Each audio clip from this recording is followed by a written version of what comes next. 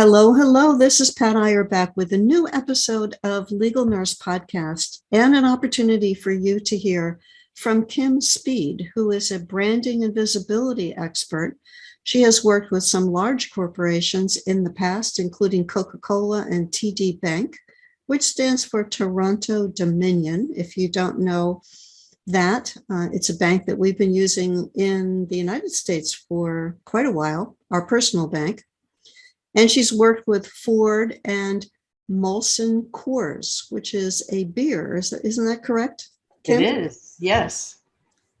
And Kim loves to talk about branding, which is one of the reasons why I brought her on the show. As a legal nurse consultant, how do you stand out from everybody else who is offering the same kinds of services to attorneys? That's what we're going to explore today with Kim. Welcome to the show, Kim. Oh, thank you for having me, Pat. I'm so thrilled to be asked to be joining you today. Let's go right into, is a brand a logo, or is a brand something else or something more? Oh, I love that you asked that, because this is where so many people get confused. And the way that I like to actually help unconfuse people is to break it into two parts. There is a brand, and then there is branding. And branding is what most people think about as the brand. And it's your logo, it's your colors, your fonts, your packaging, signage, website, that type of thing.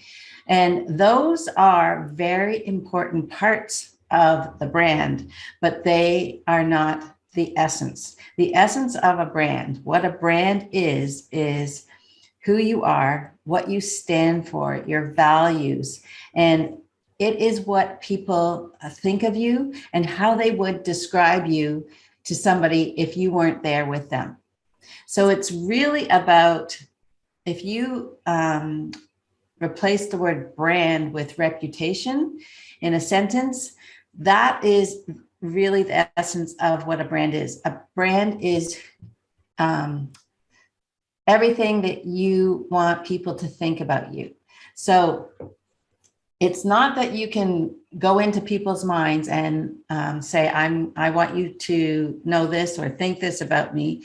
That's obviously not possible unless you're, well, maybe if you're a magician. But for the most part, what we do with a brand is we're trying to get people to understand who we are and help them to think things about us that we would like them to understand about us. And we do that with our branding. So we have those items are ways that we communicate the brand to our market. So that's how I like to differentiate the two. Mm-hmm. And I'm sure that you have worked with people who are in industries where there's a lot of similarity between providers. Is branding or a brand part of the way that we differentiate ourselves? Oh, it is. So I work with a lot of people like real estate agents, insurance brokers, all these people that actually work under a main umbrella corporation, let's say, and or a type of industry where they all are doing similar things, and they could all work with the same people. What a brand can do for you is actually help you to speak to people that you want to work with, that you want to attract, that you feel that you are aligned with, that they know that they would be aligned with you. So really creating a brand and creating that reputation and having people put meaning and recognition towards who you are and what you stand for is going to attract a certain type of clientele, the clientele that you want to work with if you do your brand development correctly. Yeah, that's very helpful because I think that the audience who's listening to us, the legal nurse consultants, who could be in many parts of the world. We have listeners in 85 countries now. The majority are United States, Australia, Japan, Canada, UK, and Germany, just as the top countries. we have a similar market, and yet there are nuances. There are legal nurse consultants who specialize in particular specialty areas, for example, long-term care. And the regulations and the environment in long-term care is very different than acute care. I know a legal nurse consultant who asked some of her colleagues, when you think of me, what do you think of? And then she listened, and there were recurring themes. I think of you as a navigator. I think of you as somebody who understands the regulations in long-term care. I think of you as somebody who gives a pathway to attorneys to follow. And I just throw that out to you. What do you think of the approach of asking your market how they envision your brand? That is an excellent exercise. And a lot of times I will have my clients go out and speak to people either that they've worked with or people that know them, colleagues, and actually get a sense of what other people are already thinking about them. And that is a really good gauge of finding out things that you don't even think about, for one, but also if there's something that you don't feel that you want to align with, that it gives you that opportunity to make some adjustments at that point and decide if you want to go in one direction or another. But yes, that is an excellent exercise. Just to hear it out of somebody else's mouth is quite amazing. And most of the times you're pretty surprised at what people think. And it can be, it really can be a boost to the ego a lot of times, because you don't think of yourself as highly as somebody else may. Mm-hmm. Mm-hmm.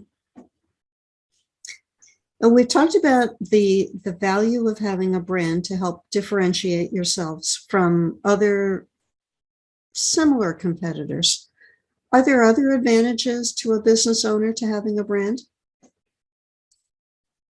There is. One thing about working on a brand is figuring out how to clearly articulate what you do. So a brand really is a way to communicate clearly to who you would like to attract to an ideal audience, what you do.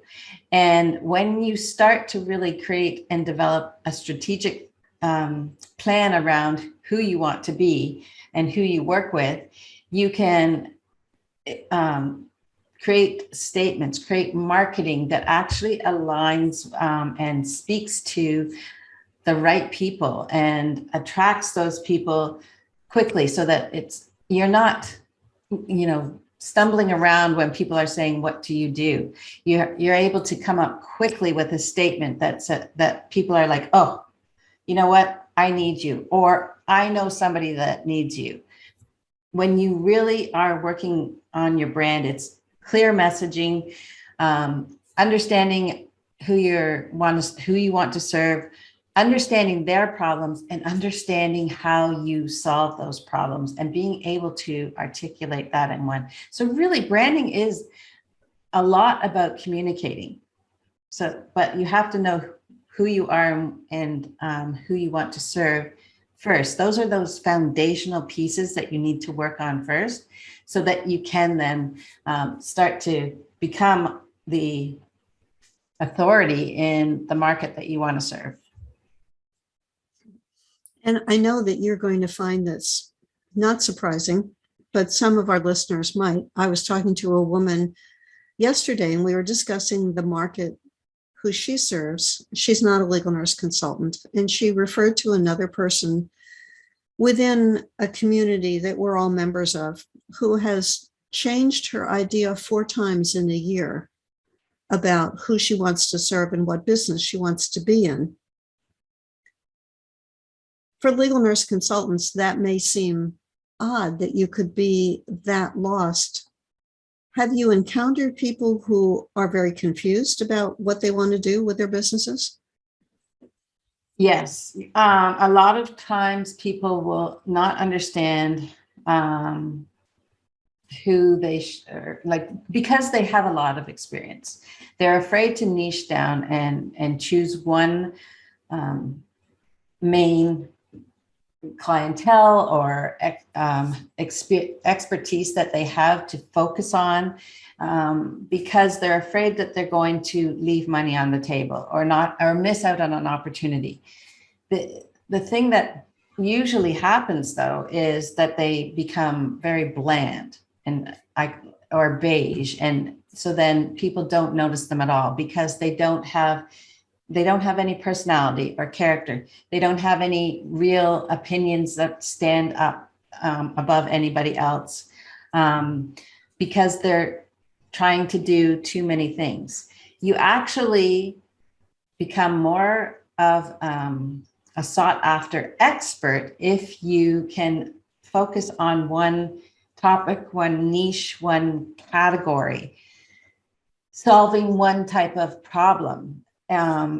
Even if it seems like maybe that's going to be difficult and you're going to miss out on opportunities, you're actually going to probably stand out more, and people are going to seek you out for a specific thing, and you can actually decide what you want to work on and what you don't want to work on. So you can choose. But I often say too, that I have so many people that we finally work on, okay, we're going to work on one specific niche, and we're going to just focus on that. Just take 6 months minimum. Just take 6 months and focus on that one topic, that one category, and, make sure that all your messaging is based around this, and see what happens. You can then decide, is this, the right thing for you? Are these the right people? You are in control. So don't worry that if in 9 months you decide these are not the right people and you want to change, but it will help you decide that. And you know what else happens? When you do decide on that and you do become an expert in one thing, it's amazing how you actually get a ripple effect, and other people will still come to you. So you don't, and you can choose whether or not you want to work with those people or not. Excuse me, Pat. The common denominator for us as legal nurse consultants is that we work with attorneys who handle medical cases. Mm-hmm. And that itself is a pretty broad niche, because that could be ranging from criminal cases to defective products, defective medications, medical malpractice, personal injury, workers' compensation, licensing issues. There's a whole spectrum. And then acute care, home care, long-term care, outpatient, many different settings and broad areas. And yet the skills, the analytical skills, are the same. What I think helps to differentiate us, and you may have seen this as well, is that you've got a niche, but then within that niche, there are subspecialties. Mm-hmm. I would ask, when I was running my business full time as a legal nurse consultant, I would ask people who signed up for the opt-in reports on my website to tell me what type of law they practice, because I wanted to speak to a defense attorney doing personal injury cases differently than a plaintiff attorney doing medical malpractice cases. Yes. And that knowledge then enabled me to send out the appropriate wording, the appropriate blog to that population over here versus this blog that would go to that population, a different population. And I'm holding up my hands for those of you who are listening on our audio channel. My left hand is defense medical malpractice cases, and my right hand is plaintiff personal injury cases. Does branding help us with that kind of differentiation within the niche itself? Before we continue with the show, I'd like to share this special announcement with you. This is Pat Iyer with Jason Tracy. We have been planning a course to help specifically legal nurse consultants close more deals, get more cases in the door from the clients that they love to serve.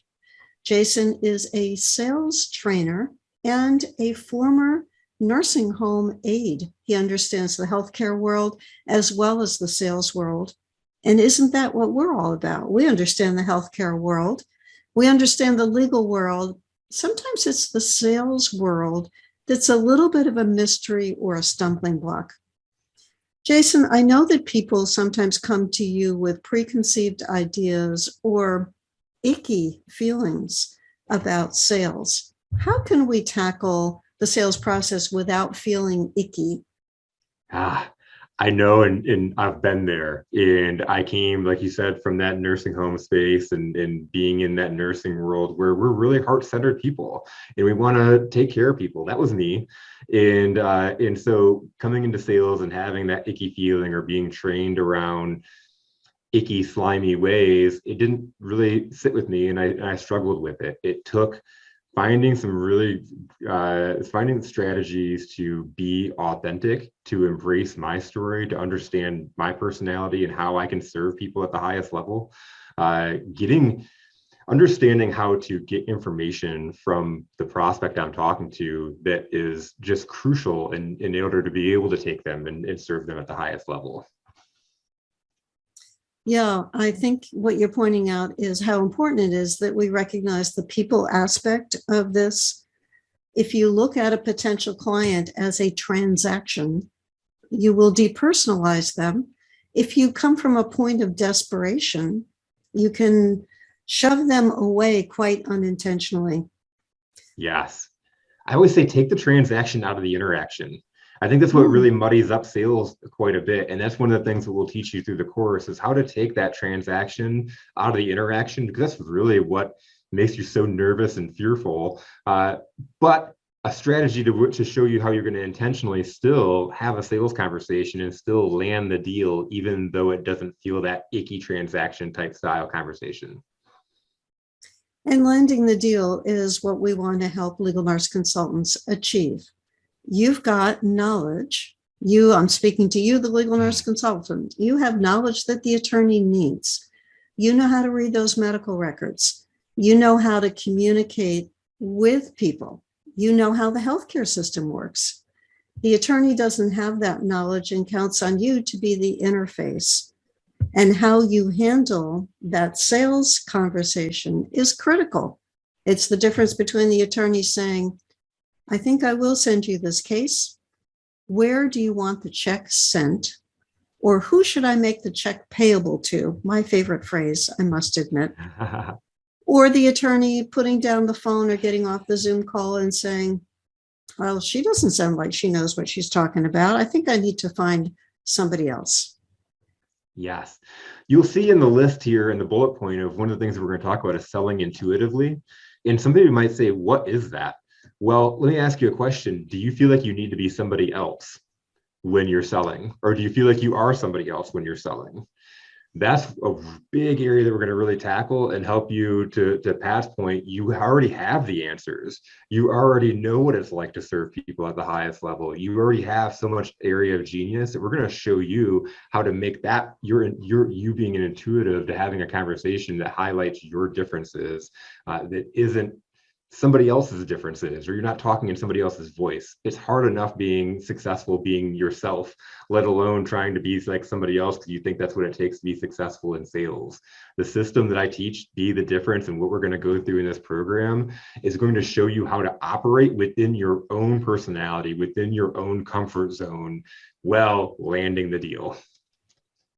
Yes, I think the idea of operating within your comfort zone sounds wonderful, Jason. It does, and I've been on both ends, Pat. So I can tell you that serving at the highest level, operating in your comfort zone, that is where it's at, versus being out of body and trying to be someone else and somebody different. There's so much fear and anxiety in that spot. Yeah, I'm all about getting rid of fear and anxiety, and yet, it keeps people trapped and it keeps people frustrated. People being legal nurse consultants who want to work with a particular attorney or law firm, and yet these sales barriers slow them down. They don't know how necessarily to ask for the work, even though that sounds very simple, like just ask for the work. What do they say when the attorney raises objections? How much time is it going to take? I don't want to spend a lot of time on this. Your rates are too high. You haven't worked in this particular area of nursing. What makes you think you can communicate with me? A whole host of objections that can come up that can literally stop you right there unless you know how to handle them. What can you share with our class attendee about those topics, Jason? Well, I can tell you that why I'm so passionate about sales and training and helping people become the difference and free that burden of that fear is that you talked about it. Sales is so important, or landing that deal is so important, because if you don't have a business. And I've watched so many people feel like they're failures or they have to go back to their day job, or they can't pursue their dream of owning a business because they feel like they're not good at sales. And like you said earlier, the ability is already inside you. We're just going to unlock it. We're going to uncage that beast, and you're going to go out there and be able to close more deals and not only survive in business, but actually build a thriving practice. Yes. I know that many people who are watching this are interested in building a thriving practice. So I would encourage you to take a look at the material that we've put together on the webpage below, right below this video, which is at lnc.tips/sales. That's lnc.tips/sales. That describes information about the course that we are teaching starting April 11th, 2022. If you are watching this after that point is over, the course will be available for you in a recorded version so that you can go through it at your leisure and gain all of the information that you need to take away that icky feeling that we discussed and to be comfortable with the process of talking to attorneys. Jason and I will see you in the course. Hope to see you there.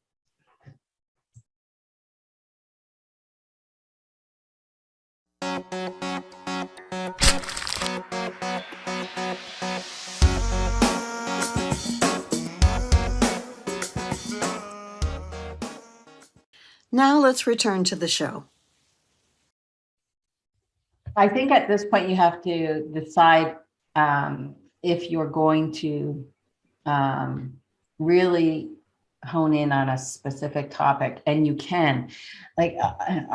What I was just watching a show, and there were lawyers involved, and I remember them talking about, they wanted to get somebody that was going to be an expert witness, and it was somebody in a business category, but think of this the same way.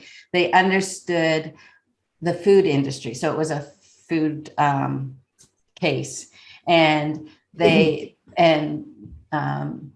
was something with the fish industry. So they were actually looking for a specific person that knew about the food industry, but specifically fish importing or something and there is actually specific people that they're looking for. So I believe that it is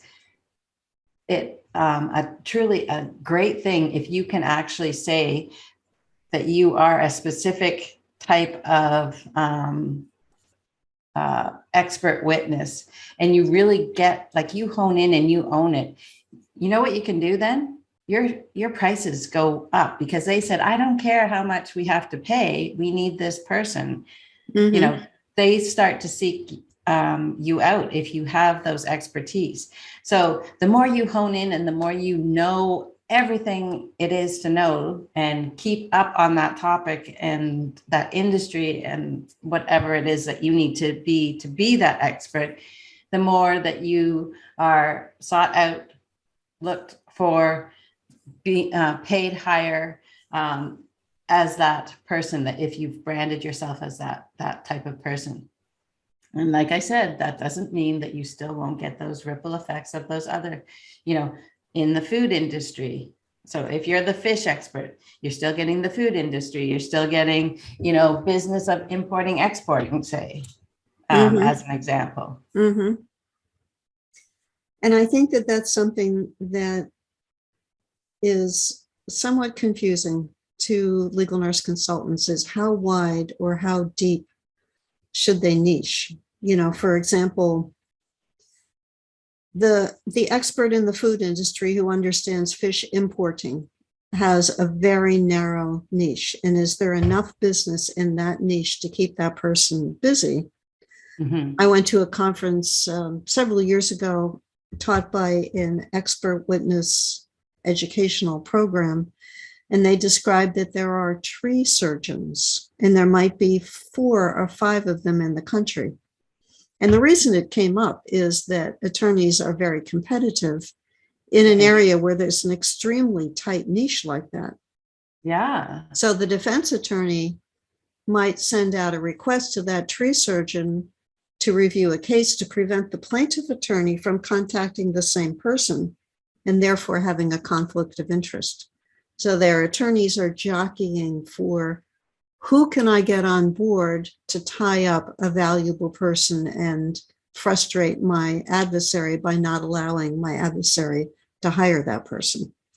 Right. We don't have quite that same issue in nursing expert witness work, but certainly in physician expert witness work, there are certain specialties like a pediatric neuroradiologist, for example, who's part of a small society of similarly trained physicians. And that niche is so tight, and it brings this up sort of related to branding, that it becomes very difficult to find somebody who's willing to offer an opinion against another pediatric neuroradiologist. Oh, interesting. Mm-hmm. But going back to the legal nurse consulting branding piece, I think we've talked a little bit about you can change your brand, but is there an ideal time as to when you identify your brand? So as soon as you decide that you are starting a business, you've actually already created a brand. When you hang out that shingle and said, I'm in business, you've started a brand as well. Because a brand in essence is who you are and what you stand for. And that is what you're doing in essence when you start a business. The thing about a brand is you can use your brand as your best asset to stand out amongst your competition and have your clientele choose you over those people if you develop it and nurture it. But if you don't and decide, you know what, this isn't important to me right now, and I'm going to just set it aside because I have so many things on the go, then you actually put that brand nurturing and development and strategy into the hands of your competition to do it for you. Mm-hmm. Which is never a good thing. No, they don't usually try and do good things for you. As you were talking, I was thinking about a woman who I met whose brand was that we care about our clients. A fairly bland brand message. She was an exhibitor at a conference, and her table was next to me. And I had a chance to observe the behavior of her and her staff at the booth, thinking about how you treat customers, because we can say we care about our customers, but do our actions show that that truly is a brand that's valid? Her staff came into the booth late, at least an hour past the opening time. And often in the opening time in an attorney conference, there are a lot of people wandering around waiting for the sessions to start. So it's a great time to be at your booth. Her booth was empty. Oh. There was a bottle of alcohol behind her booth that they were adding to Coke cans, and they were drinking alcohol during exhibiting hours, which I found to be fascinating because that's also breaking one of the taboos. The interaction that I found most memorable was an attorney came up to the woman who owned the company and said, "Oh," and he gave the name, "Oh, your name of company. We use you guys all the time." And she looked at him and said, "I've never heard of you." And I thought, well, couldn't you have at least pretended or just Yes. like, Oh. and the guy was, he was puffed up and then he deflated like a little puffer fish and slunk away. And I thought that was just a big waste of several thousands of dollars that you spent to get this table to connect with clients. And Oh then, my gosh. then that interaction just doesn't match the brand at all. Oh, one of the pieces, the important pieces is in a brand is creating something where it allows you to become visible and to be heard and to be remembered. And to do that, you have to understand who you are, understand your personality, and take that into your message and the experiences that you provide to your clientele and your prospects. Mm-hmm. You have to show up as the type of business, the type of team, the person that you have decided to be. So you have to create experiences. How do you service your customers? How do you show up? You can be like, say your brand was a fun brand, or you like to have fun, and then there was another brand person that was more of a luxury brand. There's ways to bring that forward into your business with personality. But what experiences are you providing that match with your prospects and your ideal clients, that makes them feel like that you know them? And you can do it with your own personality, but how are you showing them that your brand is the one that they want to find out more about, or that they have chosen the right one, as you said? Like, how do you show them that you actually appreciate them, that you know them, that you understand them, and that you're trying to be there for them? They're looking for support. And especially if you're in your business, your clients are lawyers who are busy and they want people that they can hire that are going to help them. How are you showing them how you help them? And then put a little bit of your own personality around it. Yeah, you're right. They are looking for help. They're looking for people they can trust. There's a lot of money at stake in litigation. Attorneys don't want to be led down a garden path and be told, "Oh, Kim, you've got a great case. I can help you win that case," when it's actually a bad case that's not going to be winnable by the person who contacted you as the legal nurse consultant. Some attorneys have been burned by experts and by consultants who have promised them that song, "I never promised you a rose garden." Well, they sometimes get promised rose gardens when there's actually a bunch of thorns that are hiding under the flowers, and they don't want to spend their resources on cases that are not valid, and they want to be able to trust the judgment of the people they work with. That's very important as part of a brand of a legal nurse consultant. Yes, and bringing in that trust and integrity into your business, like as a nurse, you have to have certain experience, but going into something and saying, you know what, admitting whether this is your expertise area or not is, I think if it wasn't quite, and you admitted that and said, "I have somebody else that I could refer you to," would put you heads above so many of your peers because you didn't try to fake it.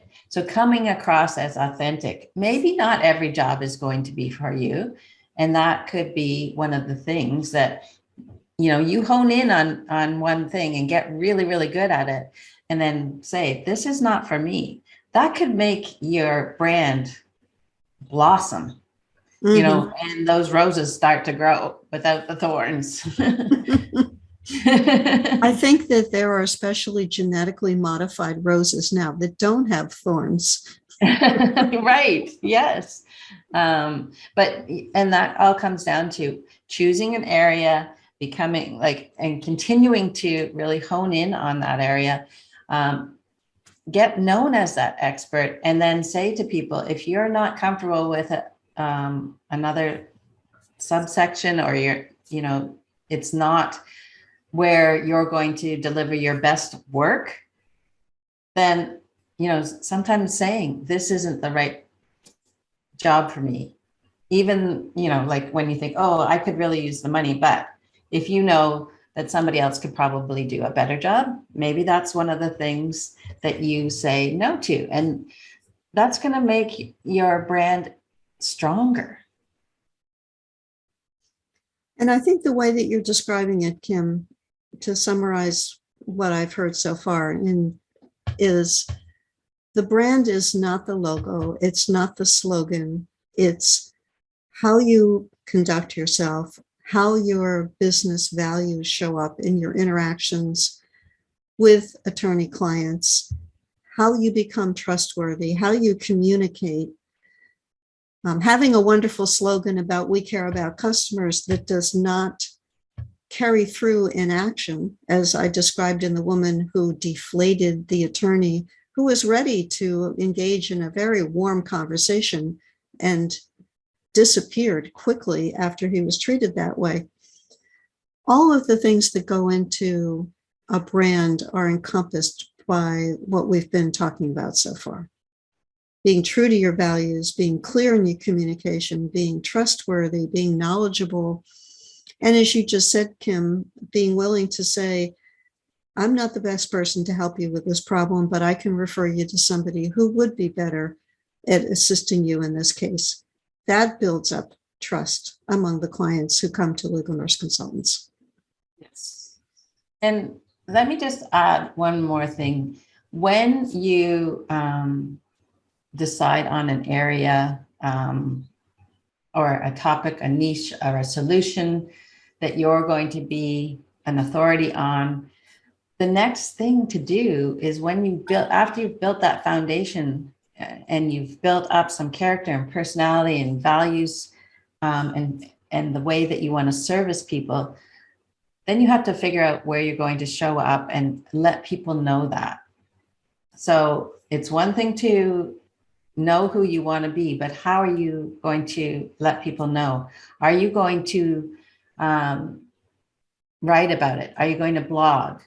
Are you going to do videos? Are you going to be on a certain social media network that you know where your clients may be? Are you going to go to specific trade shows? Where are you going to be seen and heard, or give people that are prospects, potential prospects, where are they going to be able to start to see you and hear you?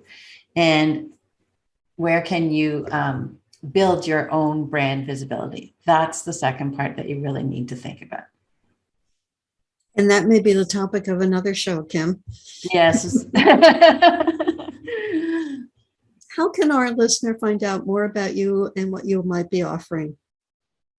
Well, you can always go to my website, which is purplemooncreative.com. But Pat, I would love to offer your audience a gift, and that is a copy of my book, which is Branding on a Shoestring: How to Recreate Your Small Business Identity and Increase Sales Results in 83 Days or Less. So if they would like to get a copy, they can get a free copy. I've put the link in the notes, and you could let people know that, but it's kimspeed.lpages. That's L as in Laura, pages.co/branding-book/. All right, so let's do that again. The name of your company is purplemooncreative.com. And the free book on branding on a shoestring is at kimspeed.lpages.co/branding-book/. And if you are watching this on our YouTube channel, that link is going to be right below here where you will see that link. And if you're listening to the program on our audio channels, be sure to go to that link that we have shared. Branding on a Shoestring certainly is a memorable title, Kim, and I think it sounds like that book will have a lot of practical information for people who are searching for how to make this easier. Well, it is step by step and a little bit of do it yourself, get into this, understand it, and every little bit is going to help you stand out from your competition if you just take some of the action.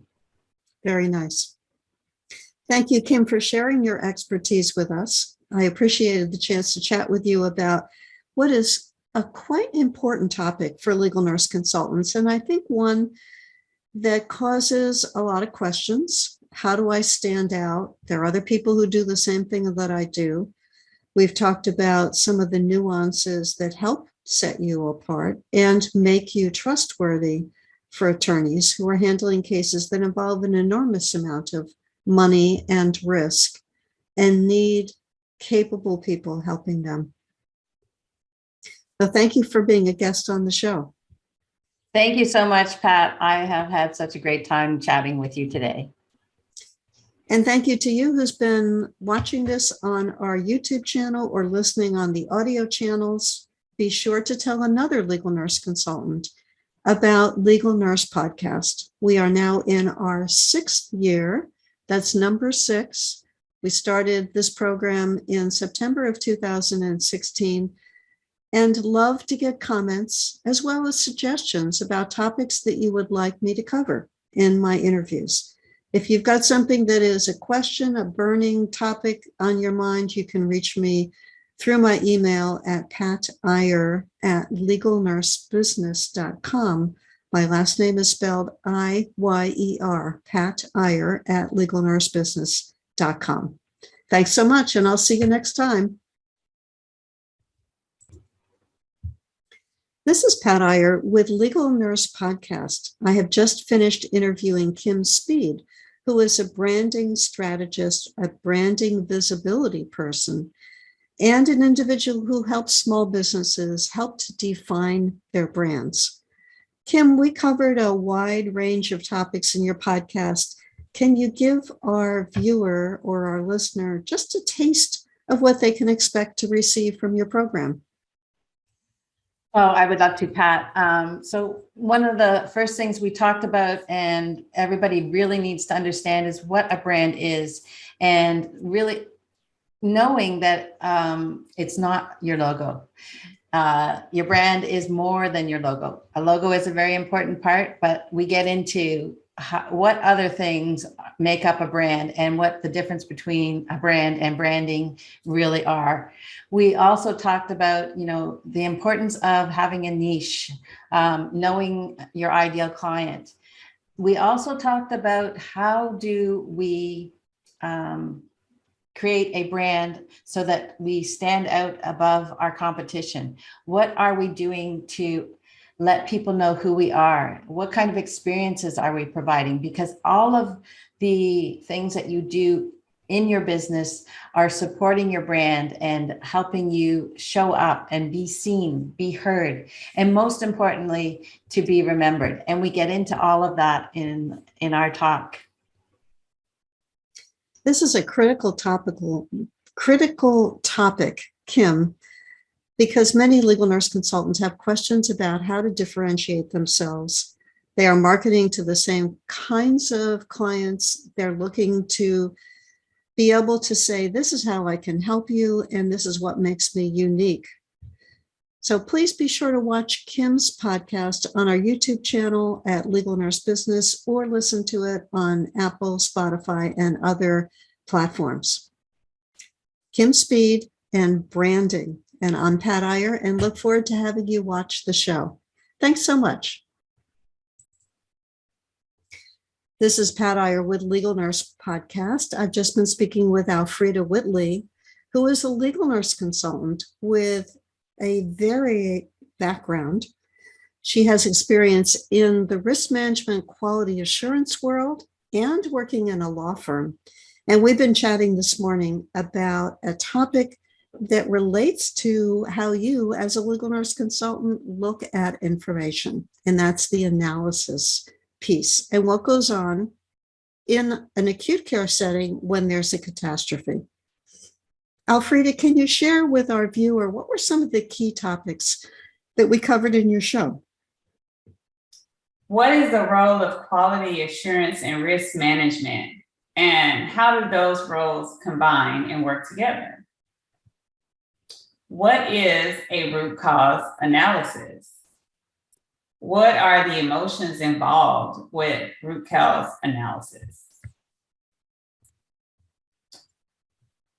And did you share with us a story about how you personally impacted a patient and her baby? Yes. And how does risk management's role advocate for patients? And Alfreda has experience before going into quality assurance, working in a law firm, and then returned to a law firm after leaving the acute care setting. I also asked her what advice she could give you as a legal nurse consultant if you were thinking about applying for a job in a law firm. So if that's on your bucket list of objectives, be sure to listen to her podcast to get a perspective on the important role of risk management and quality assurance and the investigation that takes place after an incident occurs, what you can find out about that investigation and what is absolutely protected, and you will never know what went on behind that closed door.